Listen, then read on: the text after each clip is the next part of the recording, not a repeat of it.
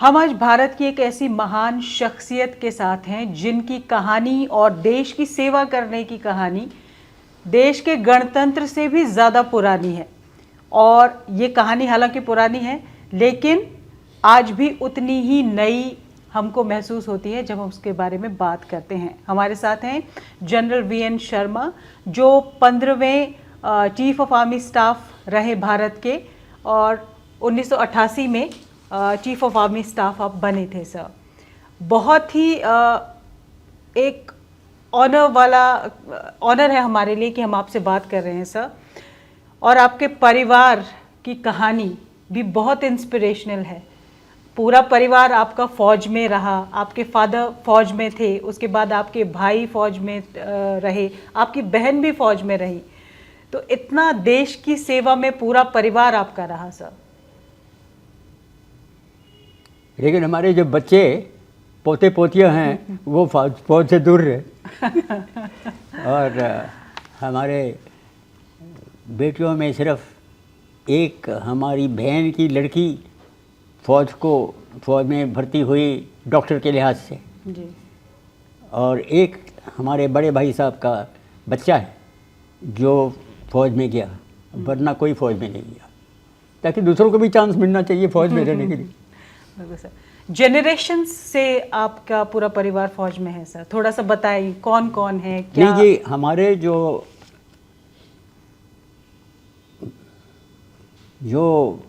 पंजाब के महाराजा जी रणजीत सिंह जी थे, उनकी फौजों में एक तो बहुत लोगों को जानकारी है, हरि सिंह नलवा मेन फौज का कमांडर वो था। उसने पूरा अफ़गानिस्तान को कब्जा कर लिया था। और कहानी उसकी ये थी कि अफ़गान लोगों से इतने डरे, उन्होंने देखा कि ये जो सिख और हिंदू फौजें हैं महाराजा रणजीत सिंह की, वो औरतों पर कभी हाथ नहीं उठाते। उनकी कहवत थी कि पहले कुर्ता पजामा ऐसे पहन लो कि लड़की की शक्ल बन जाए ताकि ये रुख को ना मारे। उनके महाराजा रणजीत सिंह की जो रिज़र्व फौज थी वो हमारे great great great grand father थे। 1837 के करीब तो वो महाराजा रणजीत सिंह की फ़ौज में थे जी। और महाराजा रणजीत सिंह की फ़ौजें जो हैं उन्होंने जम्मू कश्मीर का कब्ज़ा किया। तो पहला महाराजा जो कश्मीर का बना, जब अंग्रेज़ों का राज हो गया तो वो महाराजा रणजीत सिंह का जनरल था। और उसका एक इतिहास हिंदुस्तान की है।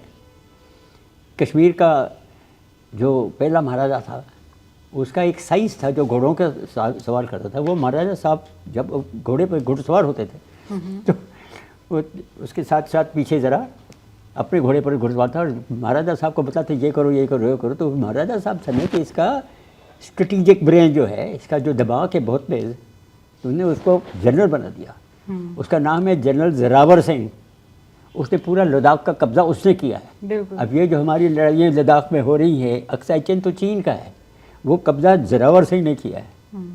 तो ये कोई नहीं कह सकता कि वो हिस्सा चीन का है या तिब्बत का है, वो हिस्सा हम लोगों ने कब्ज़ा किया है। लेकिन उसने तिब्बत में अंदर भी घुसपैठी किया काफ़ी दूर तक। लेकिन तिब्बत में जो झील होते हैं, जो पानी होता है वहाँ का, उसमें कभी कभी ठीक है मीठा उसको पी सकते हैं, लेकिन कोई ऐसा पानी है उसको पियो तो जान ख़त्म हो जाती है। इतना ख़राब का पानी। मेरे ख्याल में उन्होंने पानी नहीं था, क्योंकि पानी का भार बहुत था इस फौज के साथ ले जाने के लिए। उन्होंने वहाँ किसी लेक वगैरह में पानी पिया होगा, सारे वहाँ के स्केलेटन्स मिले एक दिन। खैर ये फ़ौज है। तो हमारे जो सर्विस है उस ज़माने से चले आ रहे हैं। तो हम लोग सरस्वत ब्राह्मण हैं। लोग कहते हैं कि ब्राह्मण को पूजा पाठ करनी चाहिए। हम तो असल में क्षत्रिय बन गए हैं सब, क्योंकि हम लड़ाई लड़ते हैं। अब मेरे पिताजी डॉक्टर थे, वर्ल्ड वॉर 1 में भी हिस्सा लिया, वर्ल्ड वॉर 2 में भी हिस्सा लिया, ठीक है। अंग्रेज़ी और हिंदुस्तानी फ़ौज में। वो मेरे से कहते थे कि मैं तो गुलाम हूँ अंग्रेज़ों का, और जब जनरल बन गए तो आज़ाद हिंदुस्तान के जनरल बने थे वो कुछ अरसे के लिए, 3-6-7 साल, फिर उनकी रिटायरमेंट हो गई। अब हमारी पैदाश 1930 में हुई है। हम भी अंग्रेज़ी स्कूलों में पढ़े हैं और अंग्रेज़ी इंस्टीट्यूशंस में पढ़े हैं, लेकिन इसमें एक बात हमें कहना चाहता हूँ कि अंग्रेज़ी स्कूल और कॉलेज में सिखलाई बड़ी उम्दा है, क्योंकि उनके जो टीचर्स होते हैं, उनके जो प्रिंसिपल्स होते हैं, कि बड़ा अच्छा टीचिंग का तरीका है और सब उन्होंने हमको सिखाया है। तो इस पे क्या क्या निकलता है, क्या असूल क्या निकलता है कि जो टीचर है वो खूब उम्दा टीचर होना चाहिए, ताकि जो भी हमारे बच्चे हैं उनको अच्छी तरह से सिखाई हो, फिर उनका दिमाग खुल जाता है। दिमाग खुलने में ये बात है कि अगर वो खुद पढ़ सके, जैसे भी तरीके अपनी सिखलाई कर सके, उन्हें तब तक जब उनका सिखलाई ऐसा है कि वो समझ जाते हैं कि मैंने अपनी आगे ज़िंदगी की सिखलाई किस तरीके से करी। क्योंकि हम सब लोग पढ़ते लिखते हैं, पूरी दुनिया में बहुत किस्म की किताबें हैं, उनको पढ़नी चाहिए। हर चीज़ में किताबें लिखी, खासकर अंग्रेज़ी में लिखी, क्योंकि हम लोग अंग्रेज़ी बोलते हैं, क्योंकि अंग्रेज़ों का राज था 200 वर्ष के लिए, 225 वर्ष के लिए, ठीक है। तो अंग्रेज़ी किताबें पढ़ने से फिर सारी दुनिया, अमेरिकन की किताबें, उधर ये किताबें में बड़ा उसमें नॉलेज है, बहुत सीखने के लिए ठीक है।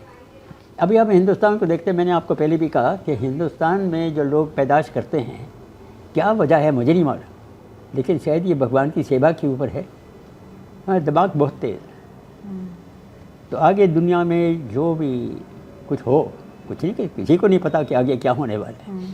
अभी जैसे ट्रंप का देश है, पहले हमारे दोस्त होते थे, अब हमारे से झगड़ा करना शुरू कर गए हैं, और हिंदू लोग जो हैं उनको तो नफरत से देखते हैं, लेकिन फिर भी हम लोग चलते गए हैं। 1000 वर्ष तक हम बंदी रहे हैं इस देश में। मुग़ल के ज़माने में, उससे पहले स्लेव एम्पर जो थे, जैसे कुतुबुद्दीन वगैरह वगैरह, और 1000 वर्ष, फिर 200 साल अंग्रेज़ों के नीचे। जब ये देश 1000 वर्ष के लिए बंदी रहा है, तो उसको कहते हैं स्लेव मेंटालिटी, अंग्रेजी का लफ्ज़ है कि आप बंदी, अपने आप को बंदी समझते हैं। लेकिन हमारा इतिहास इससे बहुत लंबा है जी। और अभी जैसे हमारा आज़ादी हो गई, टाइम लगेगा। हर प्राइम मिनिस्टर ऑफ हिंदुस्तान जो है, चाहे वो नेहरू था, चाहे शास्त्री था, कोई भी था, बहुत उम्दा काम किया है इस देश में, क्योंकि उन्होंने सेवा देश की है। पॉलिटिक्स में कोई कुछ कहता है, कोई कैसे से ज़्यादा समझने की ज़रूरत नहीं है, वो पॉलिटिक्स है। सब ने सेवा की है, और हिंदुस्तानियों में ये है कि हिंदुस्तान और भारत का इज्जत बहुत रखते हैं लोग यहाँ का। सर, आपने बताया था मुझे कि आपको फ़ौज ज्वाइन नहीं करना था पहले। अब किस्मत ऐसी है, क्योंकि जो भी मनुष्य या बच्चा अपने सोचता है कि मैं ये करूँगा, मैं वो करूँगा, वो नहीं होगा। वो होगा जो आपकी कुदरत से कर रहा है आपके। तो आपके भाई बहनों में से कौन कौन ज्वाइन करना चाहते थे और आप ज्वाइन नहीं करना चाहते थे? नहीं, हमारे बड़े भाई सोमनाथ तो पहला परमवीर चक्र है जी, और हमारे जो बड़े भाई ऊपर हैं वो इंजीनियरिंग चीफ बन के रिटायर हुए हैं, लेफ्टिनेंट जनरल जी। अब 102 की उम्र हो गई है उनकी, और सेहत अच्छी है। और हमारी 2 बहनें हैं, दोनों ने मिलिट्री लोगों से शादी की, तो वो तो है ही। और जब हमारा पार्टीशन हो गया, असल में बात यह है कि और कोई काम ही नहीं था। और कौन सा काम था, क्योंकि जो सारे कॉर्पोरेट सेक्टर की कंपनीज हैं वो सब अंग्रेज़ों के हाथ में थी। अब हिंदुस्तानियों के हाथ में आई है ना जी, आज़ादी के बाद में। पहले जब हम आज़ादी करें तो 1947 में सारा कंपनी सब अंग्रेज़ों के कंट्रोल में था। अब अंग्रेज़ से नफरत होने के कारण हम नहीं जाना चाहते, तो क्या बात थी। तो एक ही चीज़ रहती है, या पुलिस ज्वाइन करो या फौज ज्वाइन करो। कब ज्वाइन किया सर आपने? 1950 में कमीशन हुई, 1950 में। 1948 में सिलेक्शन बोर्ड पास करके हम इंडियन मिलिट्री अकेडमी में सीधे गए जी, और वहाँ से सीनियर ऑफिसर करके हमको गोल्ड मेडल भी मिला टैक्टिक्स एंड लीडरशिप का, और पासिंग आउट हो रहे 100 करीब 200 लोगों में नंबर 3 पास आउट हुए, और हम टैंकों के फौज में गए आर्मर्ड कोर। तो आपको सर ज्वाइन नहीं करना था, फिर भी आपने ज्वाइन किया, तो ज्वाइन करने के बाद जो फीलिंग थी वो कैसी थी? नहीं जी, फीलिंग बड़ी मज़ेदार थी, क्योंकि ऐसा ऐसा ऑर्गेनाइजेशन फौज के माफिक, तो मैं तो चाहता हूँ सबको फौज में होना चाहिए। ये तो हिंदुस्तान का इतने पैसे ही नहीं है कि सबको फौज में डालें। लेकिन कॉर्पोरेट सेक्टर भी बहुत ज़रूरी है, क्योंकि उससे देश का आमदनी वगैरह बनती है। प्राइवेट सेक्टर सबका, इनका सब बहुत अच्छा काम है, क्योंकि ये भी सेवा कर रहे हैं देश की। पैसा कमाते हैं, इनकम टैक्स देते हैं, तो फिर उसकी सेवा होती है नहीं। तो पैसे जितने मर्जी कमाओ, टैक्स दे दो जो देना है, सरकार का टैक्स दे दो उनको, बीच में छुपाने की कोई ज़रूरत नहीं है। नहीं, बिल्कुल। और दूसरी बात है कि फौज में बहुत सिखलाई ऐसी अच्छी है कि एक तो अनुशासन होता है, डिसिप्लिन। दूसरा है फ़र्ज़, ड्यूटी। हमारे भाई साहब भी परमवीर चक्र यही कहते थे, डिसिप्लिन और ड्यूटी की तरह अनुशासन बिल्कुल होना चाहिए। कि अनुशासन दो किस्म के हैं। अनुशासन एक अपने ऊपर, किस टाइम उठोगे, किस टाइम सोओगे, किस टाइम एक्सरसाइज करोगे, क्या खाना खाओगे नहीं खाओगे, कहाँ जाओगे नहीं करोगे, ये आपका खुद का डिसिप्लिन। इसमें बिल्कुल माहिर होना चाहिए। शराब से नफ़रत, सिगरेट से नफ़रत, ठीक है, ज़रा घूमने से ज़्यादा नफ़रत, औरतों के पीछे या मर्दों के पीछे भागना भूगना से नफ़रत, ठीक है। फ़र्ज़ करो अपना, डिसिप्लिन करो।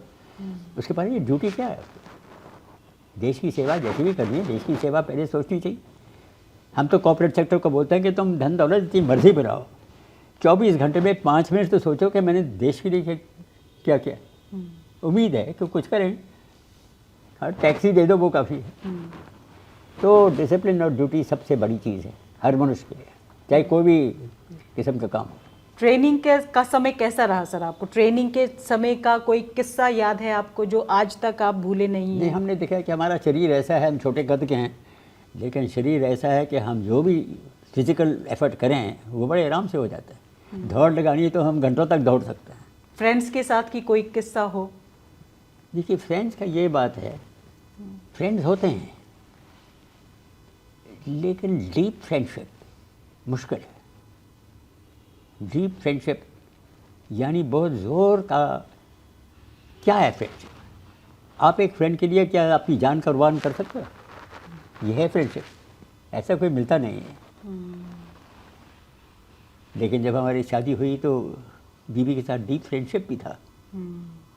उसके लिए कुछ भी कर सकते, और वो हमारे लिए। वो कैसे मिले सर आपको? वो अचानक हमारी बड़ी बहन ने देखा, वो आईटी कॉलेज में थी लखनऊ में, और हम कैप्टन थे नागालैंड में। हमारी छुट्टी भी नहीं मिली थी। ये देखो, हमने बड़ी अच्छी लड़की देखी है, वो हमारे पिताजी के जान पहचान की लेडी थी, जो लेडी हार्डिंग मेडिकल कॉलेज की प्रिंसिपल रह चुकी। तो उनकी भतीजी थी, तो छुट्टी के लिए देहरादून आई। तो हम तो नागालैंड में थे, छुट्टी भी नहीं थी। कि हमारी बहन ने लिखा कि आपको 3-4 लोगों से मुलाकात हुई है, आप सबको ना कर रहे हैं, ये लेडी को देखना चाहिए। तो बड़ी मुश्किल से वहाँ से पहुँचे। वो भी किस्मत की बात है। अगर ये किस्सा बतलाऊँ आपको, कुदरत क्या चीज़ है। नागालैंड में 1956 की बात है, 56।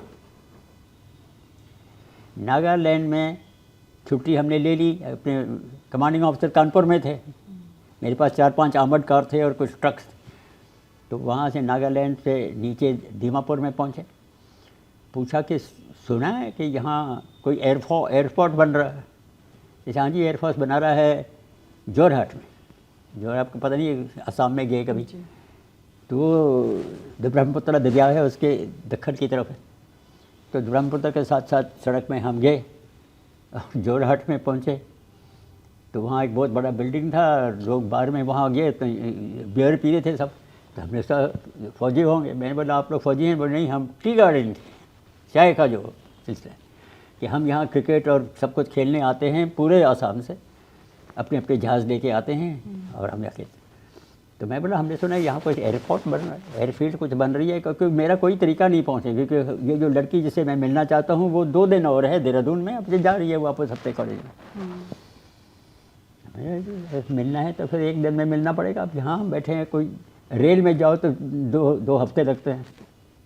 ब्रह्मपुत्र के ऊपर कोई ब्रिज भी नहीं था। दक्षिण की तरफ से अगर पूर्व की तरफ जाएं, नॉर्थ की तरफ, तो पूरा ट्रेन ब्रेक करके एक बाज होता है ना, उसमें लाइन अप होती है, फिर अगले दरिया को क्रॉस करके। ब्रह्मपुत्र दरिया एक ही दरिया है जिसका मर्द का नाम है, बाकी सब दरिया हिंदुस्तान के औरत का नाम, ठीक है। क्योंकि वो जब उसका फ्लड होता है एक साइड से दूसरे साइड नज़र नहीं आता है, समुंदर लगता है, ठीक है।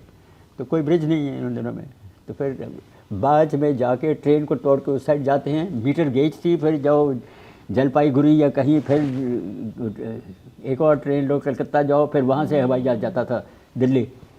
तो हम वहाँ गए तो एक ही पुराना डकोटा जहाज़ था, टूटा फूटा, और वो स्क्वाड्रन लीडर दत्तीगारा नाम के साहब बैठे थे एयरफोर्स का, वो एयरफील्ड बना रहे थे, डोजर चल रहे थे वहाँ। तो ये टी गार्डन वाले मुझे उसके पास गए, दत्ती ये कैप्टन शर्मा आ गए हैं, मैं कैप्टन था, कि ये दिल्ली पहुँचना है, ये लड़की को मुलाकात करना है। उसने मुझे अपने फ्लास से कॉफ़ी पिला दी और थोड़े कह के लड़की को मैंने कैसे, मैंने बोला वो 5 बजे कलकत्ता से जाता है जहाज़ इंडियन एयरलाइंस का, उसके बाद में कोई जहाज़ नहीं अगले दिन तक, वो तो जा रही है एक दिन में के बाद। तो उसने बोला, मैं कोशिश करता लेकिन मेरे जहाज़ देखो ईस्ट पाकिस्तान है, तो ईस्ट पाकिस्तान के बॉर्डर के ऊपर से जाना पड़ेगा, पहले मुझे यहाँ जाना पड़ेगा बेंगडूबी सिलीगुड़ी के पास एयरफील्ड है, वहाँ पे डकोटा में फ्यूल डालना पड़ेगा। उसका हमको 2 घंटे लगेंगे, फ्यूल डालने में 1 और घंटा, 3 घंटे लगेंगे। फिर वहाँ से हम कलकत्ता पहुँचेंगे, वो भी 2.5 घंटे का सफ़र है।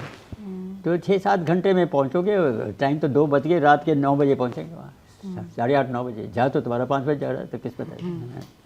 मैं ठीक है, देखो अगर आप मुझे ले जा सकते मैं कोशिश करता हूँ, चले आगे पता क्या पता आगे क्या होने वाला है, ठीक है। तो जहाज़ में बैठ के कोई सीट भी नहीं थी वो।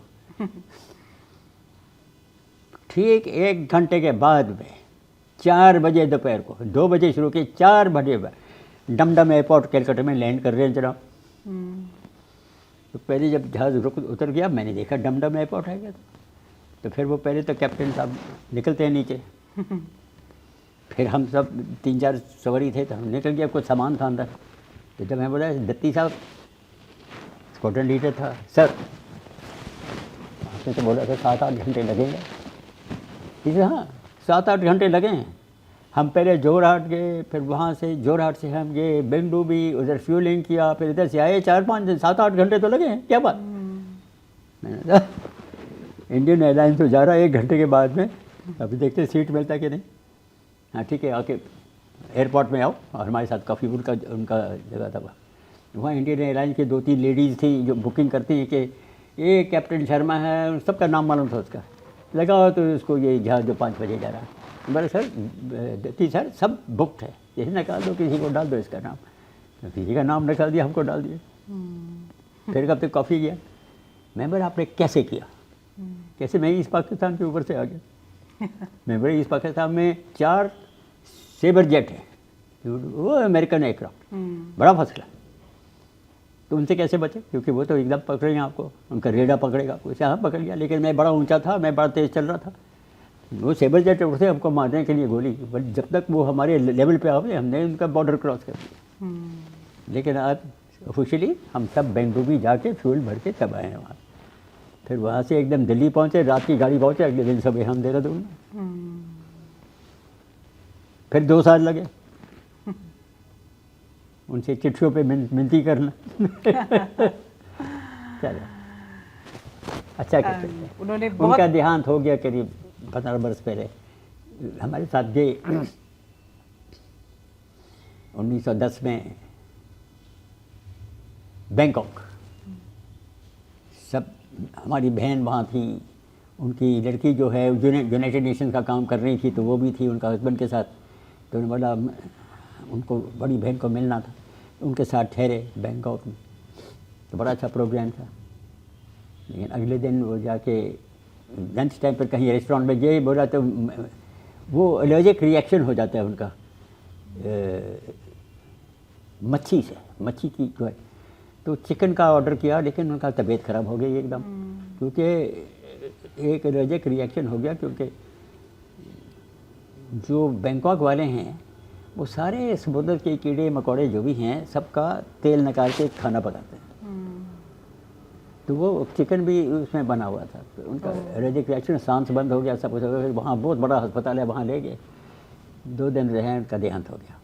कुछ नहीं पता कुदरत क्या चीज़ है, किसको क्या पता।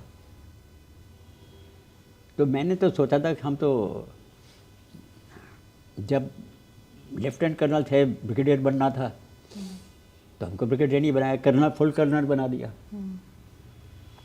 तो लड़ाई में भी हम फुल कर्नल बन के कर्नल GS आर्मर्ड डिवीजन का लड़ाई भी देख ली।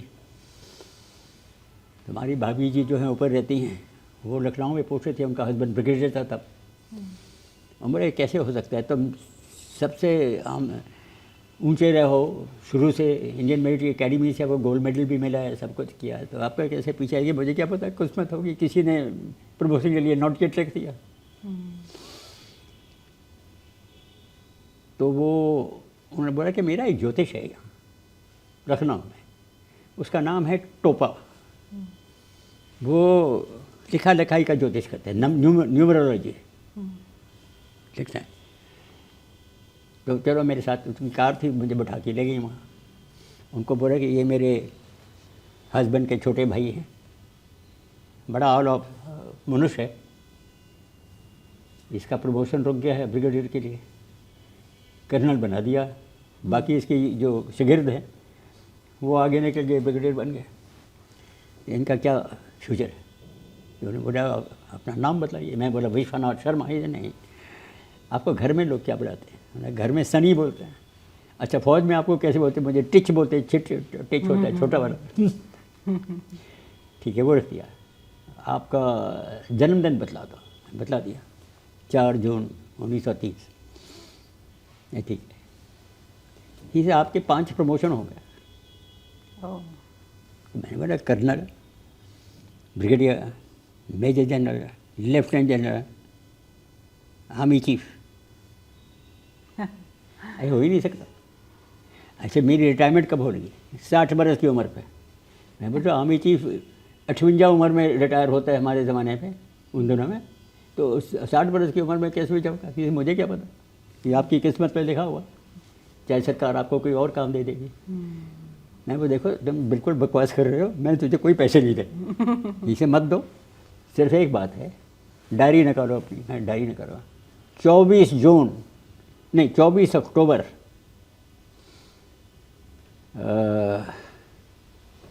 1987।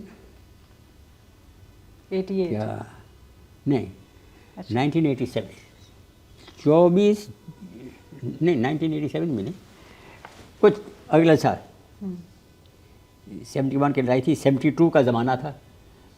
आप वही 1972 में अक्टूबर के ज़माने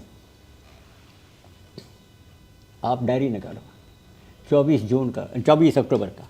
ठीक है, यहाँ लिखो, इस डेट को आपको आपके आर्मी हेडक्वार्टर से चिट्ठी आएगी कि आप अगले रैंक के लिए बनोगे, जब वैकेंसी होती है ब्रिगेडियर का रैंक। देखो, मैंने लिख दिया। इसे अगर ये सच आता है तो आप मंजूर करो कि मैंने आपको ठीक बताया। हाँ ठीक है, ये तो मैं मंजूर करूँगा। तो मैं फिर आपको पेमेंट कैसे करूँगा? क्योंकि मैं कहीं ना कहीं होऊंगा ब्रिगेडियर बन के, तो आप तो लखनऊ में हैं, पेमेंट कैसे होगा? इसे नहीं, पेमेंट करने की कोई ज़रूरत नहीं। जो आपके कमांड के नीचे यूनिट्स हैं उन सबको बोल दो मेरी 3 किताबें, इनको खरीद लो, मेरा काम बन जाए। ठीक है, 24 जून को चिट्ठी आ गई कि आप ब्रिगेडियर के लिए थ्रू है। तो मुझे भेज दिया मिज़ोरम ब्रिगेडियर बन के। ठीक है, तो वहाँ तो पूरी ब्रिगेड मेरी मुश्किल, मेरे पास मेरे ख्याल में करीब 15-20 पलटन मेरे नीचे थे। सबको हुक्म सुना दिया कि भाई आप लोग इंटरेस्टेड है तो ये टोपा की किताबें खरीद लो। सब ने खरीदा। उनके पास ग्रांट होता है पढ़ने लिखने के लिए, किताबें खरीदना लोगों को लाइब्रेरी में डालने के लिए, ताकि लोग पढ़े। तो उसका काम बन गया। और जब बाय द टाइम हम आर्मी कमांडर बने तो चीफ का रैंक 1958 में रिटायरमेंट के बावजूद 1960 बना दिया। 60 ईयर्स बना दिया। अब 62 बन गया। तो किस्मत। तो कौन बनाता है कौन नहीं बनाता ये तो कुदरत है, बनाने वाला तो वो है। से बहुत सारे युद्ध भी हुए आपके टेन्योर के दौरान जब तक आप रहे आर्मी में, और उनमें से 65 की और 71 की लड़ाई आपने खुद पार्टिसिपेट किया है उसमें। तो मुझे सिर्फ आपका उसमें किस तरीके का रोल था, क्या हुआ, ये आपकी ज़ुबानी सुनना है। नहीं वो तो ठीक है। देखो जब 65 वॉर में तो मैं मेजर था आर्मी चीफ के स्टाफ पे, तो उन्होंने मुझे आगे भेज दिया लाहौर सेक्टर में। खेमकरन, अमृतसर, ब्यास, तरन तारन, उस इलाके में लड़ाई देखने के लिए। इसका फ़ायदा यह हुआ कि एक पूरा बीना मैं वहाँ लड़ाई के ज़माने में था। डेरा बाबा नानक से लेकर जहाँ पाकिस्तानियों का पुल था, तो उनकी फौजें निकल आई इस साइड में, उधर 3-4 लड़ाई हुई, वो पूरा रिपोर्ट किया। फिर वाघा बॉर्डर के पास पाकिस्तानी का हमला हुआ, उसको हमने देख लिया। फिर उनका मेन हमला हो गया खेमकरन में, नीचे खेमकरन को कब्जा भी कर लिया उन्होंने। हर लड़ाई में हम हाजिर थे। उन दिनों में कोई हेलीकॉप्टर नहीं था फौज के पास, सब गाड़ी में बैठ के जाना पड़ता। इतनी लंबा सफ़र है, 80-90 स्पीड पे चलो किलोमीटर पर आप मिलिट्री गाड़ी में, तो 3-4 घंटे लगते हैं किसी जगह पहुंचने। लेकिन हम गए सब लड़ा। जब रिपोर्ट करता था अपने आर्मी चीफ के दफ्तर में, ताकि उनको एकदम मेरी आंखों का नज़र आ जाए। वो उनका अपना फ़ायदा था। उनकी चाह थी कि मेरे लोग मुझे डायरेक्ट बतलाएं कि क्या हो रहा है ज़मीन पर, क्योंकि बाय द टाइम किसी पलटन का कुछ सवाल होता है तो फिर वो, जैसे मैंने पहले आपको समझाया, लंबा चौड़ा किस्सा है। वो 2 दिन लगते हैं उसको आर्मी हेडक्वार्टर के ऑपरेशन रूम में पहुंचने के लिए खबर। तो इनको 2 दिन पहले चला था। मैंने बोला मैं चाहता हूँ, वो उनकी आइडिया थी कि मिलिट्री ऑपरेशन डायरेक्टर जो है मुझे बतलाएंगे खबर, तो मुझे पहले ही मालूम होना चाहिए क्या खबर, ताकि मैं उनको टोकूँ कि तुमको मुझे पहले ही मालूम, तो मुझे अभी 2 दिन बाद में बतला रहे हो। तो वो उनकी तरफ से हुआ, ये उनका तरीका था। लेकिन बड़ा दिमागी आदमी था। जैन चौधरी है बंगाली, लेकिन उसने जो प्लान बनाया ऐसा था कि पाकिस्तान का हमला जब हुआ खेमकरन में, हाँ खेमकरन तो उन्होंने पकड़ लिया। फिर हमारी एक 4 सीख की पलटन थी, उन्होंने पाकिस्तान का बुर्की इलाका को भी, उनका बॉर्डर क्रॉस करके, जो वाघा बॉर्डर उत्तर की तरफ है, उसके दक्षिण की तरफ बर्की है पाकिस्तान का, और फिर खेमकरन है और दक्षिण की तरफ। तो सेंट्रल सेक्टर में हमारी पूरी डिवीज़न लगी हुई थी। उन्होंने बुर्की पकड़ ली। सारे जो अमृतसर में जो एम्यूनेशन जा रहा था हमारा, तो फौज के पास गाड़ियाँ काफ़ी नहीं थी, तो ये सिविलियन ठेले जो होते हैं उनको बनाया, लगाया साथ में, तुम काम करो, उनको पैसे दिए। मैं ठीक है। तो पूरा आगे बुर्की में ले गए वो एम्यूनेशन, और वहाँ वापस आके, क्योंकि बुर्की में पाकिस्तान के ये मज समझते हैं आप? नहीं सर, समझाइए। जिससे दूध आता है। अच्छा। बफलो। ओके। भैंस, ठीक है, फीमेल भैंस,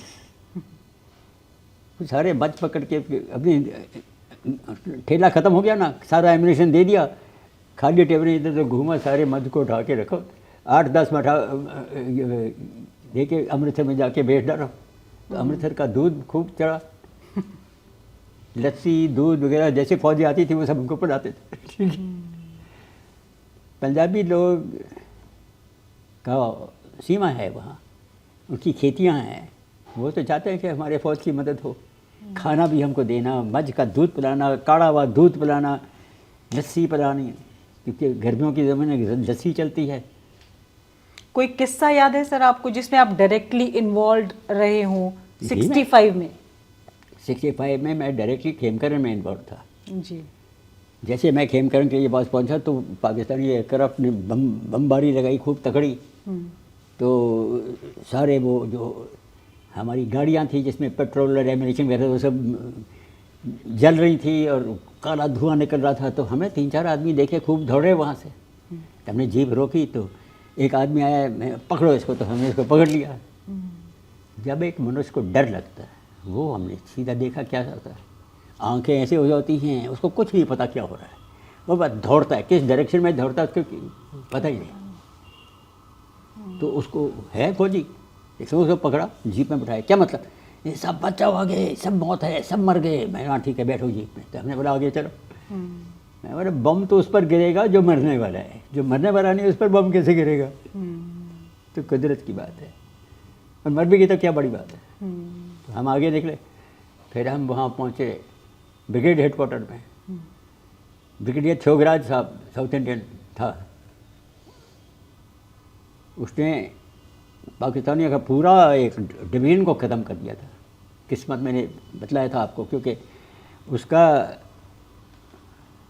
जो छोटे गांव है डिब्बीपुरा, महमूदपुरा, वहाँ पाकिस्तानियों के टैंक आए थे, पूरा कैवलरी टैंकों का करीब 45 टैंक। कमांडिंग ऑफिसर पारसी आदमी था, पाकिस्तानी। जैसे वो गन्ना के खेते से निकले तो हमारा एक स्क्वाड्रन मतलब करीब 14 टैंक, 3rd कैवलरी का, उसका कमांडर मेजर बिलवालकर था। वो फ़ोटो लेने का बड़ा शौकीन था। उसने देखा ये टैंकें आ रही हैं करीब 400 गज दूर, गन्ने की खेती, 8 फुट लंबा गन्ना, वैसे झूम रहा गन्ना ऐसे। उसके साथ में जो गनर था टैंक का, लोडर, गनर सामने बैठता है, लोडर टैंक को लोड करता है ना गन अंदर से। उसको बोला हुआ है फलाना, वो भी सरदार था, उसको उठो, ये बड़ी हवा चल रही है तो भाई इतना देखो गन्ना कैसे उसने बोला साहब ये इतनी हवा कहाँ चलती है, ये तो टैंक आ रहे हैं अंदर से। तो सेंचुरियन टैंक को ऐसे रोको, तो सेंचुरियन टैंक जो हमारे पास था, अंग्रेजी टैंक है, उसको जब रोको और अगर हम उसको मोड़ें तो एकदम ऐसे मुड़ जाता है। उसको कहते हैं न्यूट्रल टर्न, गैर नहीं लगता, हाथ ऐसे करो तो वो एकदम मुड़ जाता है। तो गन सामने, और वो गन बड़ी तकड़ी है उसकी, 105 मिलीमीटर की, 400 गज तो कुछ नहीं, वो 2000 गज तक मारता है बिल्कुल जी। मतलब 2 फुट बाई 2 फुट के निशाने में सब गोली जाएगी बीच में से। तो टैंके जैसे उन पाकिस्तानी के निकले पूरे रेजिमेंट के, 3 राउंड, 1 2 ठक ठक मारा। पहला राउंड हाई एक्सप्लोसिव जब फटता है ताकि निशाना ठीक हो, फिर वो राउंड जो लोहे की चादर के बीच में से निकलता है वो मारे उड़ता है। वो हमारा टेक्निक है, क्योंकि उसे जब गोला मारते हैं तो मिट्टी बहुत उड़ती है, नज़र नहीं आता। तो हमारा टेक्निक है कि पहले हाई एक्सप्लोसिव मतलब जो फटने वाला है उसको मारो टैंक पर, तो वो फटता है तो पता है कि हमारा लाइन ठीक है। फिर 3 राउंड एक दूसरे के बीच में एकदम डालो, वो राउंड जो लोहे की चादर के बीच में से निकलता है, सारे लोग अंदर मरते हैं, ठीक है। जैसे पाकिस्तानियों पर वो पहला हाई एक्सप्लोसिव राउंड किया, उनके जो टर्रेट होता है ना, जिसका जहाँ गन लगता है, उसके साथ में टूल होते हैं, टूल बॉक्सेस, उन्हें टूल बॉक्सेस निकाल के सब एम्यूनेशन डाला था कि हिंदुस्तानी भागेंगे, कायर हैं, एक पाकिस्तानी 10 हिंदुस्तानियों को मार सकता है, ये उनका कहना था उर्दू में, अल्लाहु अकबर, ये होगा। सब उन्होंने एम्यूनेशन रखा था और पेट्रोल एक्स्ट्रा पीछे रखा था। तो जब हाई एक्सप्लोसिव लगता है तो उनका एम्यूनेशन फटना शुरू हुआ, पीछे उनका जो पेट्रोल बैरल लगे थे वो भी जलना शुरू हो गए।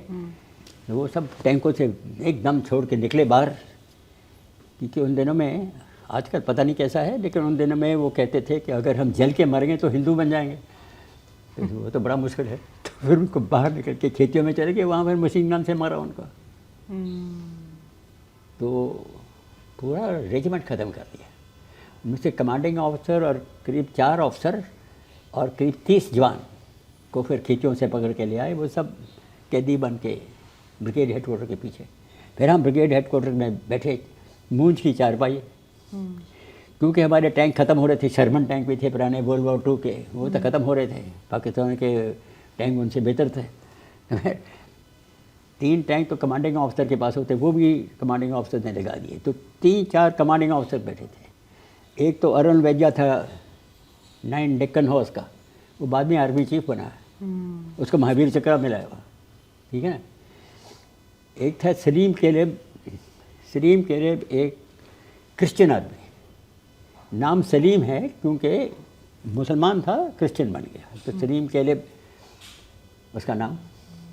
उसको महावीर चक्र एकदम मिल गया क्योंकि वो 3rd कैवलरी का इंचार्ज था। उसने बड़ा अच्छा सिस्टम लगाया था पाकिस्तानियों को मारने के लिए। और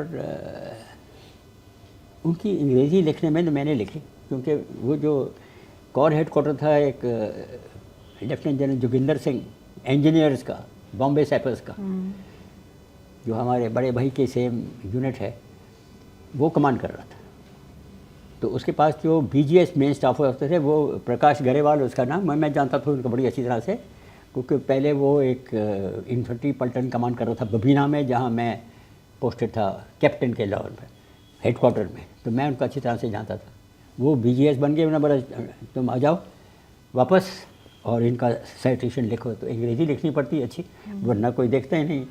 किसी को अवार्ड देना है तो अच्छी तरह से लिखना कि ये बात हुई, इस कारण इसको अवार्ड मिलना चाहिए। फिर अवार्ड आर्मी हेडक्वार्टर और गवर्नमेंट का अप्रूवल के से बनता है, डिफेंस मिनिस्ट्री इम्प्रूव करता है। तो इन तीनों को MVC एकदम मिला लड़ाई के बीच में। तो इसमें सब देखा है। देखो किस्मत कैसी देखी हमने वहाँ पे कि पाकिस्तानी की जो आर्टिलरी है बहुत भयानक आर्टिलरी, मीडियम गन, वो धम धम धम उसका हम सुन सकते थे। 8-10 गन ने फायरिंग शुरू किया एक जगह से, फिर उनके गोले हमसे करीब 200 गज आगे, हम एक झुंड में थे, तो छोटा सा गांव था, 200 गज आगे गिरते थे, bang bang bang bang bang.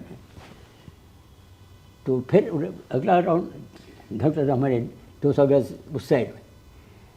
तो मैंने ब्रिगेडियर साहब से पूछा कि मैं तो मेजर था, मैंने कहा सर आपने कोई ट्रेंच नहीं बनाया, कि आर्टिलरी फायर में ऐसे है कि ये अगर टारगेट है, वो जानते थे कि हम इस झुंड के अंदर हैं, पेड़ थे वहाँ पे, छोटा सा गांव था, कि हमारा हेडक्वार्टर उधर है, तो हमको मारने की कोशिश कर रहे थे।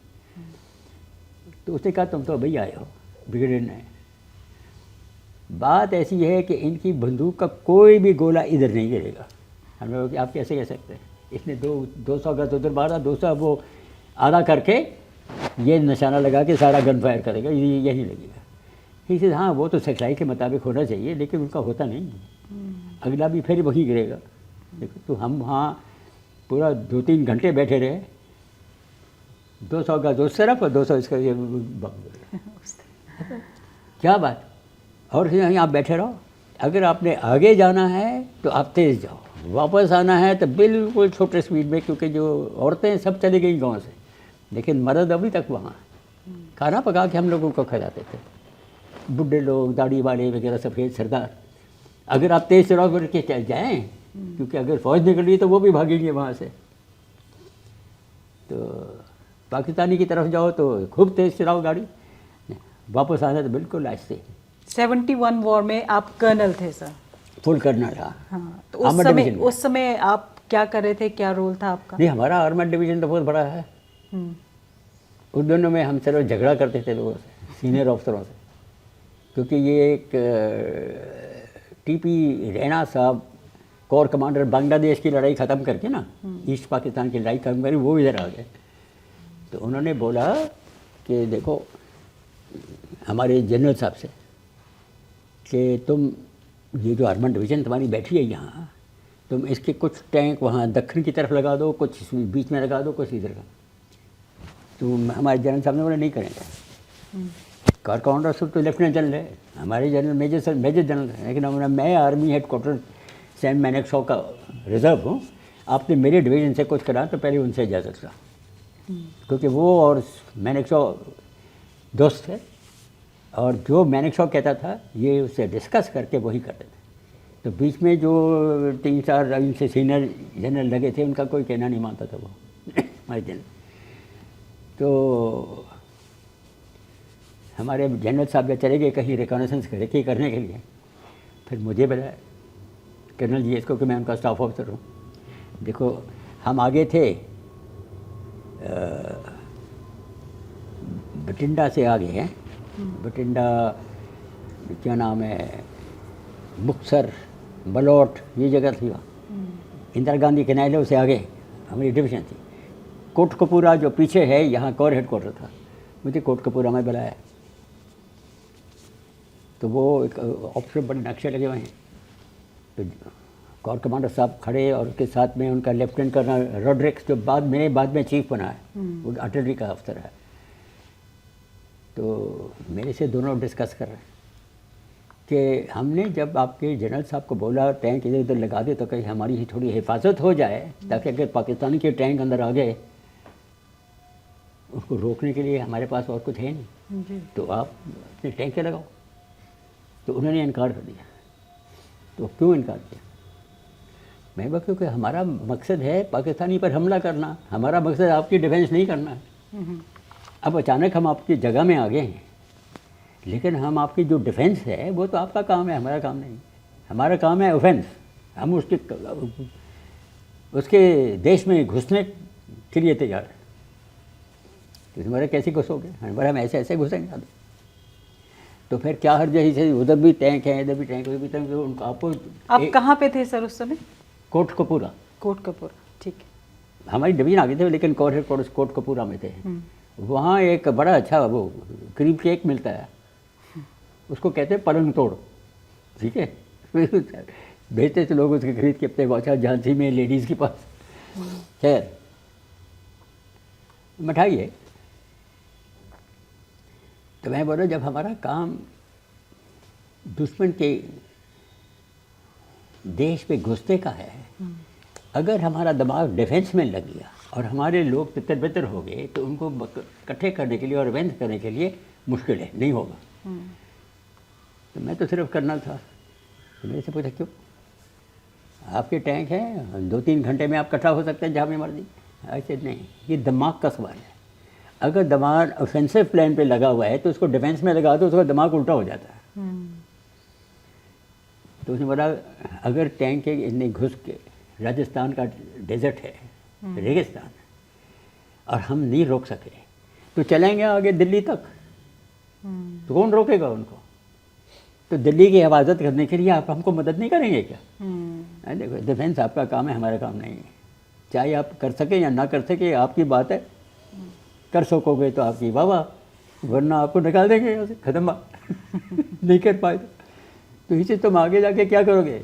हमने कहा आगे जाके उनकी पूंछ काट देंगे। क्या मतलब पूंछ का?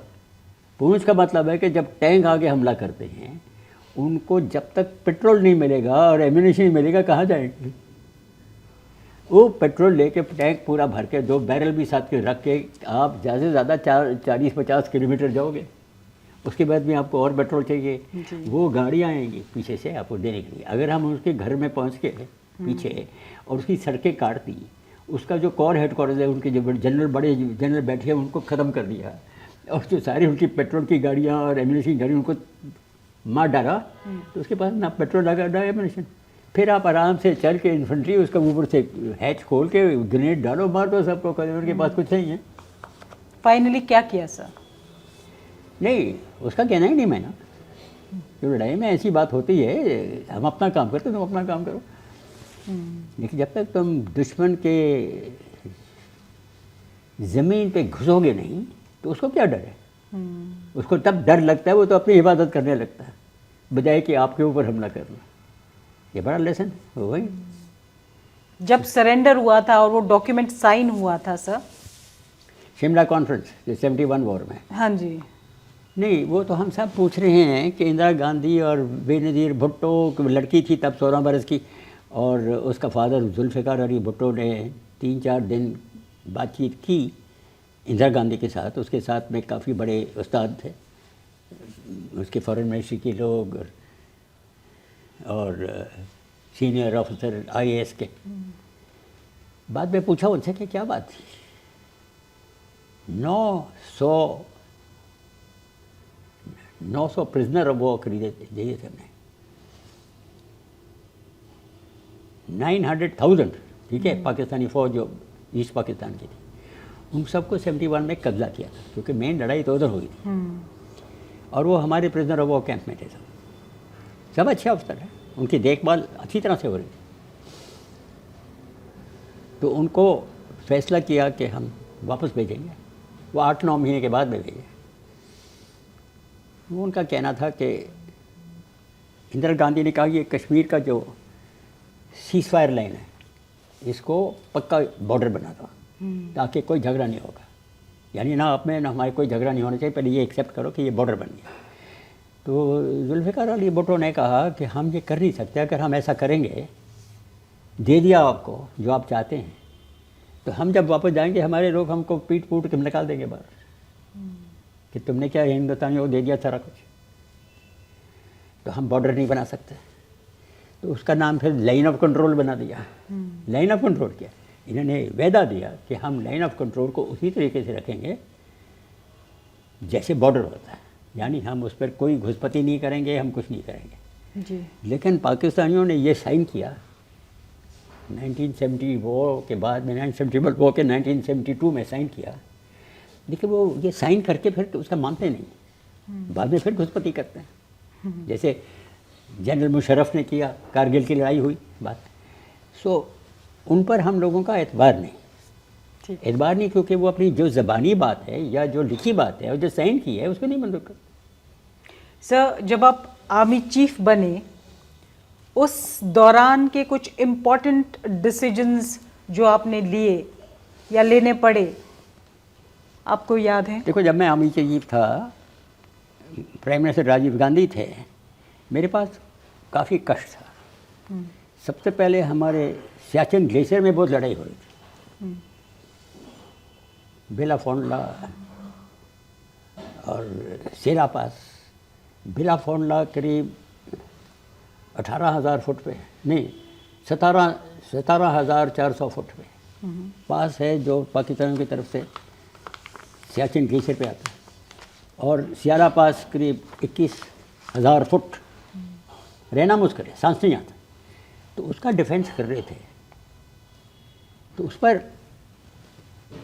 पाकिस्तानियों की तरफ से और हमारी तरफ से राजीव गांधी ने कुछ डिप्लोमेट्स वगैरह भेजे कि सलाह कर लो, बॉर्डर बना दो यहाँ पे, क्योंकि जो हमारा इंटरनेशनल बॉर्डर है वो जम्मू के थोड़ा आगे निकल के ख़त्म हो जाता है, उसके बाद में कश्मीर का इलाका में बॉर्डर बनाओ ताकि इंटरनेशनल बॉर्डर बन जाए। तो वो सलाह नहीं आ रही थी, तो मैंने बोला कि हम, मेरे पास 2-3 बातें थे, एक तो ये था, दूसरा हमने बोला हम एक फ़ौजी डेलीगेशन भेजते हैं पाकिस्तान को, और पाकिस्तान से फिर फ़ौजी डेलीगेशन आएगा, देखो अगर हम 2 फ़ौजी जो फैसला कुछ कर लें, फिर आप और पॉलिटिक्स कर सकते हैं जो भी है। इसे ठीक है।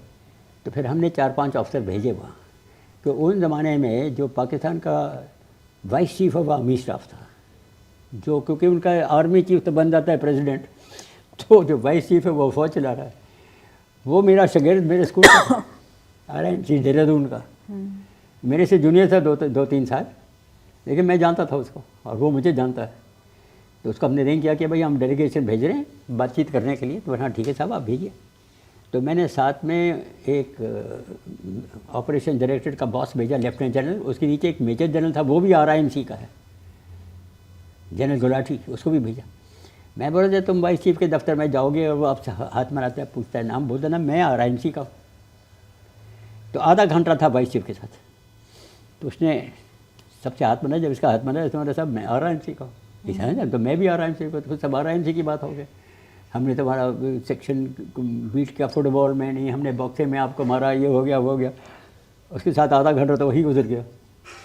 फिर उनके पाकिस्तान के साइड में उनका जो मिलिट्री ऑपरेशंस का इंचार्ज है, डायरेक्टर मिलिट्री ऑपरेशंस, वो था, उसका नाम अभी याद आएगा, वो बाद में पाकिस्तान आर्मी चीफ भी बना, वो था वहाँ।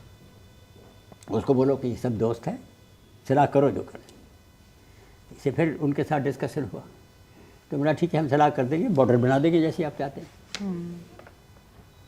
लेकिन हमारे एक कष्ट है कि अगर हमने आपको ये दे दिया तो आप हमको क्या देंगे, क्योंकि अगर हम पाकिस्तान में वापस जाएं कि हमने हिंदुस्तान का मंजूर कर लिया, ये बॉर्डर इस तरीके से सियाचिन ग्लेशियर का बन जाएगा।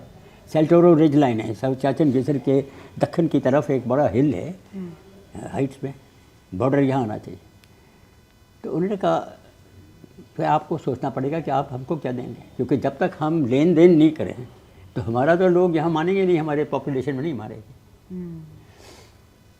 तो फिर ठीक है, 1-2 महीने के बाद उनका डेलीगेशन हमारे पास आया, तो उधर पाकिस्तान का भी जो एम्बेसडर साहब थे यहाँ, मोहम्मद नाइक नाम का, वो मेरा बड़ा दोस्त था और बड़ा अच्छा आदमी था वो हमारे घर में आके शराब भी पीता था। उसकी कोई बीवी नहीं थी, बैचलर था। मैंने उसको भी बुलाया क्योंकि वो भी चाहता था कि कुछ सलाह होनी चाहिए पाकिस्तान और हिंदुस्तान में, ये लड़ाई झगड़ा चलता नहीं रहना चाहिए। तो फिर उनका डेलीगेशन आया तो ये बात सलाह हो कि ठीक है, सियाचिन ग्लेशियर पर जैसे आप चाहते हैं सीमा, हम सीमा बनाते हैं और हम आपको बताते हैं कि हम इसके ऊपर हमला नहीं करेंगे, लेकिन आप हमको क्या देंगे। तो अभी सियाचिन ग्लेशियर के नीचे अगर आओ, जहाँ शोक दरिया है, ये ज्योग्राफी का आप मालूम नहीं है, करीब 20 किलोमीटर दक्षिण की तरफ 1947 में जब पार्टीशन हुआ तो हमारी फौजें वहीं तक थी। ले जो है कैपिटल लद्दाख का, उससे ज़रा आगे खरदुंगला पास है 18,000 का, वहाँ तक थी। तो पाकिस्तानी बोले तुम वहाँ चले जाओ वापस, अगर तुम वहाँ चले गए हम यहाँ से निकल आएंगे और बॉर्डर हम कर लें। पर हमारे लोगों ने बोला कि देखो तुम्हारी जो ज़मीन है, खपालू नाम है उनके एक शहर का, जो इंडस दरिया है वो हमारी तरफ से निकलता है पाकिस्तानी की तरफ, उधर इनका एक खपालू शहर है, उधर से इनको सियाचिन ग्लेशियर में पहुंचने के लिए 2 घंटे लगते हैं।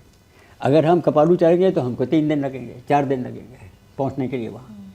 तो हमने बोला कि अगर आपने बॉर्डर को तोड़ना शुरू कर दिया तो हमारे आते यहाँ टाइम इतना लगेगा, तो आप तो पकड़ लेंगे ये पासेस को। एक दफ़ा जिसने पास को पकड़ लिया वो फिर उसको निकालना बड़ा मुश्किल है।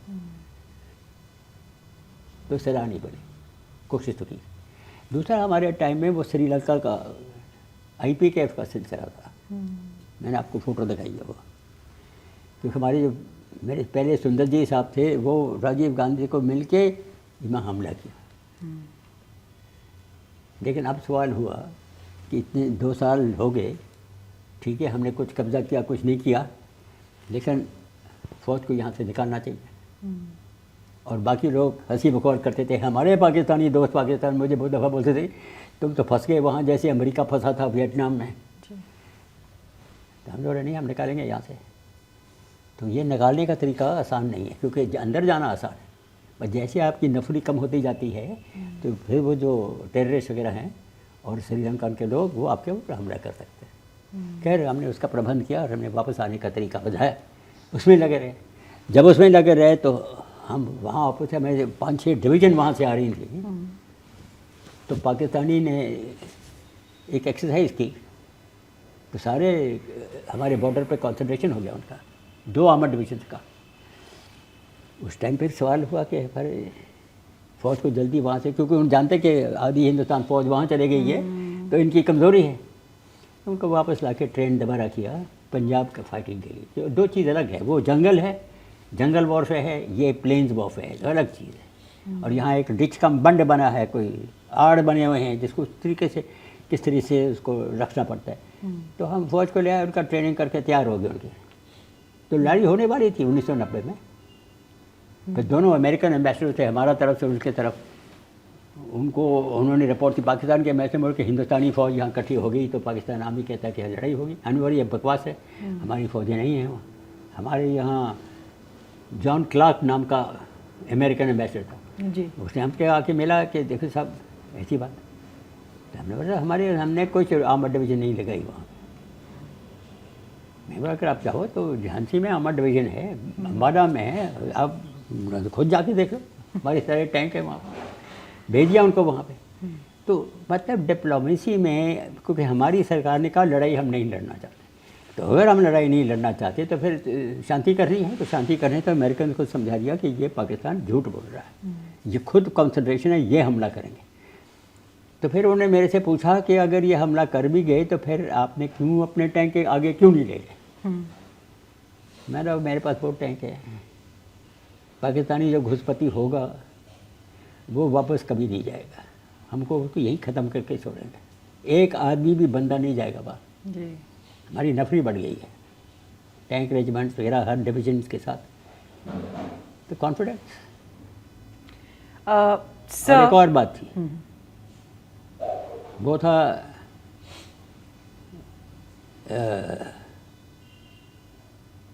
फौज को बहुत चेंजेस कर दी थी मेरे प्रेडिसेसर ने। ये करना है वो करना है, नई किस्म के डिवीज़न बना दिए। उनकी ट्रेनिंग नहीं थी। हमने बोला इसकी ट्रेनिंग करनी है, अदली बदली कर दिया। लोगों को समझ नहीं आ रही कि लड़ाई कैसे लड़े। तीसरी बात थी कि सोवियत यूनियन जो था, उन्होंने कुछ डिवीज़न अपने मंगोलिया से निकाल दिया। मंगोलिया समझते कहाँ? जी, तिब्बत के ऊपर, हाँ, उत्तर की तरफ। तो तिब्बत के उत्तर ये जो डिवीज़न 3 थे सोवियत के निकाल दिए। तो 3-4 चाइनीज़ डिवीज़न हमारे आगे सामने हैं तिब्बत में, हमारे सामने। तो हम जब रूस गए तो हमने उनके डिफेंस मिनिस्टर, मेरा दोस्त था, मैंने उनसे झगड़ा किया कुछ कि देखो तुम ये निकाले, हमसे बतलाया ही नहीं। अब ये सारे चाइनीज़ डिवीज़न हमारे सामने आ गया, हमारा मुश्किल हो गया। हमको पहले ही बतलाते कि आप निकाल रहे हैं। तो रूस ने मुझे बतलाया कि हमारे पैसे ख़त्म हो गए, हम लड़ाई नहीं लड़ना चाहते, हम अमेरिकन से पैसा मांगने को तैयार हो गए, हम ईस्ट जर्मनी को, और सर ये बहुत लंबा हिस्सा है। हम पहला आदमी हैं जिसने अपने सरकार को बतलाया कि रूस ख़त्म हो रहा है और ये सारे जो उनके क्या कहते हैं Warsaw Pact countries, Warsaw Pact है, ये सारे जैसे पोलैंड है, हंगरी, रोमानिया, ये सब देश जो, और ईस्ट जर्मनी, ये जो देश सोवियत यूनियन के सीमा के पार हैं यूरोप के, वो सब सोवियत यूनियन के साथ में रहे। उन हम इन सबको आज़ादी दे देंगे। ये बहुत बड़ी बात है। मैंने बताया, उन्हें मंजूर नहीं करते, हमारे एम्बेसडर नहीं मंजूर करते थे। मैं बात तुझे पता नहीं कुछ, ये मैंने बात की है डिफेंस मिनिस्टर साहब से, यादव से। उन दिनों में गोर्बाचोव का प्रेसिडेंट था। गोर्बाचोव ने अपना देश बेच दिया अमेरिकन को, ये भी हमने बतलाया है, ठीक है।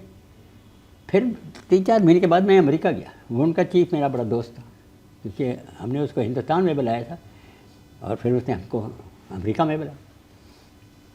मैं उसको बताया कि ये सोवियत यूनियन ख़त्म हो रहा है। उन्होंने फिर हम जीत गए। मैं तुम नहीं जीते, क्योंकि अगर तुम्हारे पास दुश्मन नहीं है तो फिर तुम्हारा मिलिट्री इंडस्ट्रियल कंबाइन जो है, मिलिट्री इंडस्ट्रियल कंबाइन जो है कि सारा जो इनका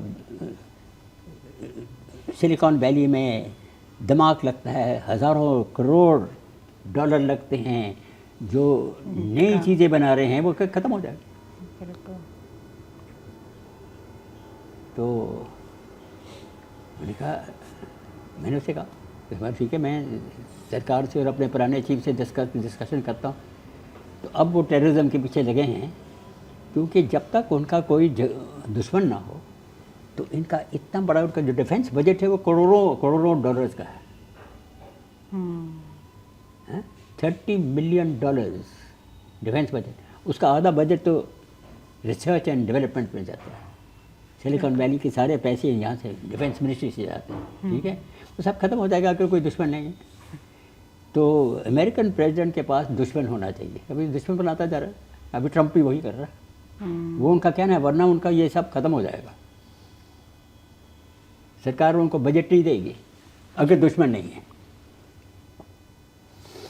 ये बात है। सर, अगर मैं आपसे ये ना पूछूं तो कहानी बहुत अधूरी होगी। 1947 में ही जो पहला वॉर पाकिस्तान के साथ हुआ था इंडिया का, उसमें आपके भाई शहीद हुए, लेकिन उनको पहला परमवीर चक्र मिला, देश का इंडिपेंडेंट इंडिया का पहला परमवीर चक्र मिला। उनकी कहानी थोड़ा बताएंगे हमें सर? देखो, वो उनका हाथ टूटा हुआ था, क्योंकि किसी गेंद में वो गिर गए थे, तो ये प्लास्टर था।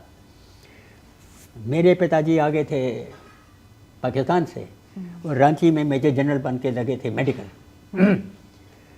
वहाँ आर्मी कमांडर ठाकुर नथु सिंह था, बड़ा आला अफसर। तो सोम, क्योंकि पार्टीशन के टाइम पे बड़ा सिविल डिसोबीडियंस हो रहा था, मुस्लिम हिंदू का लड़ाई झगड़ा हो रहा था हरियाणा में, दिल्ली में, पाकिस्तान में, सब जगह, पाकिस्तान होने से पहले। तो उनको कंट्रोल करके उनकी पलटन लगी थी।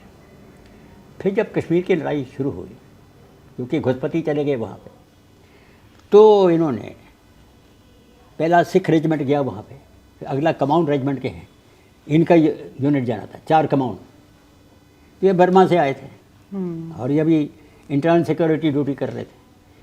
तो सोम ने बोला मैं जाऊंगा। उनके कमांडिंग ऑफिसर ने बोला कि तेरा हाथ टूटा हुआ है तो कहाँ जाएगा? तो उन्होंने, मैं हाथ टूटा हुआ है ना हो, ये देश की सेवा की सवाल है। पहले तो मैं अंग्रेज़ों के लिए लड़ाई लड़ रहा था, अब मैं लड़ाई अपने देश के लिए लड़ रहा हूँ। मेजर सोमनाथ शर्मा। हाँ, तो मैं जाऊंगा। तो पहला कंपनी कमांड रेजिमेंट का जो पहले सिखों की पलटन चली गई,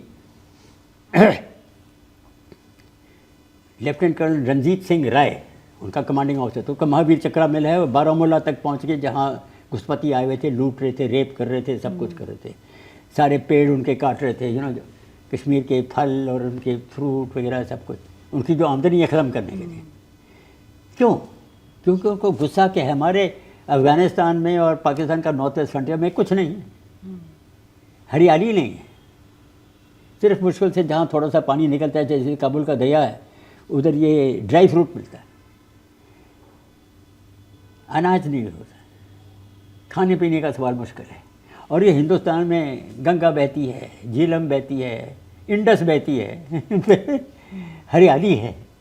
उनका नज़र हर दफ़ा यहाँ लगाए पहाड़ों से कि ये जगह हम कब्जा करें, शुरू से। तो ठीक है, ये बात थी। तो सोमनाथ शर्मा के ये बात थी कि जब घुसपैठी आए गुलबर्ग की तरफ से, श्रीनगर का एयरपोर्ट पकड़ने, क्योंकि सारी हिंदुस्तानी फ़ौज वहाँ लैंड कर रही थी, क्योंकि उन दिनों में सड़क पठानकोट से कश्मीर जाना बड़ा मुश्किल था, रावलपिंडी से कश्मीर जाना आसान था, ठीक है, उनकी सड़कें बनी थी, लेकिन पठानकोट से जाना मुश्किल था। तो उन्होंने ये बदगाम गांव में करीब 3 मील दूर एयरपोर्ट से करीब 700-800 टेररिस्ट, जो पाकिस्तानी ऑफिसर कमांड कर रहे थे, उनको सिविल ड्रेस पहन के, पाकिस्तान जैश, और उनके पास बड़े मोटर वगैरह थे, हमारे पास नहीं थे। तो उनको देखा, फिर अपना हमला करने की हमारा थोड़ा डिफेंसिव पोजीशन बनाया वो, और 6 घंटे तक रहते रहे। जब उनके सारे एमिनेशन ख़त्म हो गए, सारे लोग भर गए, तो 8-10 लोग निकले वहाँ से। और सोमनाथ तो 2 घंटे के बाद में देहांत हो गया उनको, कि शेल गिरा उनके जहाँ वो एमिनेशन लोड कर रहे थे। लेकिन उन्होंने ऐसा इनकरेज किया था अपने लोगों को, खुद अपना दिखा के भागना दौड़ना, गोलियाँ चल रही हैं फिर भी उनको मशीन गन भरना, सब कुछ करना, ये काम किया। मतलब उसने अपना फ़र्ज़ पूरा किया। हम ये नहीं कहते, उसके जो ब्रिगेड कमांडर आए श्रीनगर एयरपोर्ट पर, बोला सोम वापस आ जाओ, बेहतर है कि तुम लोग आके बच जाओ, ताकि मैं और फ़ौजें निकलती जा रही हैं तो हम फिर हमला करेंगे पाकिस्तानियों पे। सोम ने बोला अगर मैं निकल गया यहाँ तो तुम्हारा एयरपोर्ट पकड़ा जाएगा, क्योंकि एयरपोर्ट के बाद एक मशीन गन भी अगर पाकिस्तानियों के पास उसके सीमे में लगा दे तो कोई जहाज़ नहीं उतर सकता। एक जहाज़ को ख़त्म करो तो कोई और जहाज़ नहीं आएगा। और हर 10 मिनट 15 मिनट हमारा डकोटा एयरक्राफ्ट लैंड कर रहा था ट्रूप्स के साथ। तो घुसपैठी का मुद्दा था कि ये हम बंद कर दें एयरपोर्ट, लेकिन सोम ने उसको रोक दिया कि 600-700 आदमी ने हमला किया, उनमें से आधे तो मार डाले उसने, उनके सब शरीर पड़े हुए थे उसके सामने, ठीक है। तो उनकी हिम्मत नहीं रही आगे चलने की। तो उसको परमवीर चक्र जो मिला है क्योंकि उसने कश्मीर को बचाया और जान कुर्बान कर दी। आपने 4 जनरेशन्स तो देखी हैं सर, 4 जनरेशन्स तो देखी हैं, तो ये जो अभी की जनरेशन है, आखिर में आप इनके लिए क्या मैसेज देना चाहेंगे? ये कि अनुशासन रखो और कर्तव्य पूरा करो। मैं 2 बातें, जो मर्जी करो, 5-10 मिनट देश की सेवा में लगाओ, 24 घंटे में 10 मिनट का। कैसे? या अपना फौज में जाओ या पुलिस में जाओ, या कोई काम करो देश का, या कोई भी डिपार्टमेंट, या आपने पैसे बनाए, आप कॉर्पोरेट सेक्टर में हैं, आप इनकम आ रही है, अपनी इनकम से इनकम टैक्स तो दो पूरा, छपाओ मत, दो जो देश को देना है। मैं ये कैसे, क्योंकि कॉर्पोरेट सेक्टर धन दौलत बना रही है देश की, उसका जो इनकम टैक्स मिलती है उसी से तो फौजें खड़ी होती। हम लोग जो हैं फौजी, चाहे आर्मी हो, नेवी हो या एयरफोर्स हो, हमारा सिर्फ खर्चा है, हमारा कोई आमदनी नहीं। आमदनी ये कि हम हिफाजत रखते हैं। हिफाजत इस देश को इस कारण चाहिए ताकि आप लोग अपना काम कर सकें, जर्नलिस्ट अपना काम करें, न्यूज़पेपर अपना काम करें, डॉक्टर लोग अपना काम करें, और जो कॉर्पोरेट सेक्टर है, जो पैसे बनाते हैं, स्टार्टअप्स हैं, वो अपना काम करें। और वो रॉकेट बना रहे हैं, चंद्रमान के पास में, चांद के पास जाने या नमाज जाना, करो, तो साइंस लगाओ, सब कुछ करो। वो सिर्फ तब होगा अगर दुश्मन आपके देश में ना पहुँचे। तो हमारा तो फौज का काम वो है, तो हम अपनी ड्यूटी कर रहे हैं। और हमारे जवान बहुत मुश्किल जगह में खड़े रहते हैं दिन रात, जहाँ इतनी ठंड है कि गर्म रहना मुश्किल है, और जहाँ सांस भी नहीं आता, लेकिन वो करते क्योंकि वो सेवा करते हैं। तो बाकी देश के लिए सेवा यही है कि आप अपना पूरी दिलचस्पी से काम करो, जो सरकार के टैक्सेस हैं सब कुछ दो, ये आपका कंट्रीब्यूशन देश के लिए। क्योंकि दूसरी बात है कि मैंने सब दिनों में दुनिया में देशों को बतलाया है कि जब तक नफरी जो देश की है वो फ़ौजों को पसंद नहीं करती, जब तक उनसे प्यार नहीं है, मोहब्बत नहीं है, तो लड़ाई नहीं लड़ सकती। मैं मिसाल आपको अर्जेंटीना, ब्राज़ील वगैरह की देता हूँ, जब वहाँ भी हम गए आए हैं, उनके खुद की फ़ौज सिविलियंस को मार रही है कंट्रोल करने के लिए, क्योंकि डिक्टेटर है, वो अपना काम चलाना मांगता है, और वो नफ़रत करते हैं अपने फ़ौजों के साथ। मैंने उनसे बोला, अगर तुम अपने फ़ौजों का नफ़रत करते तो फ़ौज कामयाब नहीं। कैसे कर?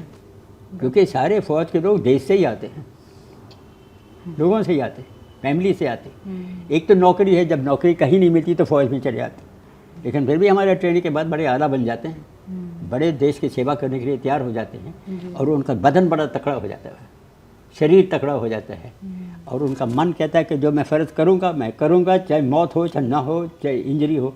मौत तो ठीक है, सबसे आसान है, मर जाओ चुपचाप चले जाओ, कोई बड़ी बात नहीं। सबसे मुश्किल है जब टांगें और सब कुछ ख़त्म हो जाती हैं और आपको चले जाते हैं घर में, आपकी बीवी आपको ध्यान नहीं रख सकती। सब देशवासियों के लिए नहीं बाबा, उनके लिए कुछ नहीं होता, उनके लिए काफ़ी प्राइवेट लोग कर रहे हैं काम। पैराफ्रेक यहाँ केशव होम्स है, जिसका भी मैं मैनेजमेंट बोर्ड में हूँ, 100 आदमी हैं जो व्हील चेयर पर बैठे हैं। किसी का दिमाग ठंडा हो गया, किसी के पैरे नहीं है, किसी ये नहीं है, कि वो नहीं, ठीक है, जो भी है, इनका कम से कम प्रेम मोहब्बत से चलाओ, जितनी देर तक उनकी ज़िंदगी है। उनके घर में उनकी बीवी भी नहीं देख सकती उनको। ये अगर हमारी किस्मत पे होगा तो होगा, उसको सहना है। Thank you sir, thank you sir, हमारे साथ आपने बातचीत की, हमारे लिए ये बहुत ऑनर की बात है। तो सर का लास्ट मैसेज है, सबसे पहले तो देश की सेना से देशवासियों को प्यार होना चाहिए, जो कि आई एम श्योर हमारे देशवासियों को देश की सेना से है। लेकिन जनरल वीएन शर्मा से बात करके मुझे बहुत अच्छा लगा। मुझे उम्मीद है कि व्यूअर्स को भी उनकी बात सुन के अच्छा लगा होगा, क्योंकि वो एक ऐसे परिवार से आते हैं जिनकी कई जनरेशन्स जो हैं उन्होंने देश की सेवा में न सिर्फ देश की सेवा की है, बल्कि देश के हित के लिए अपने प्राणों का त्याग भी किया है।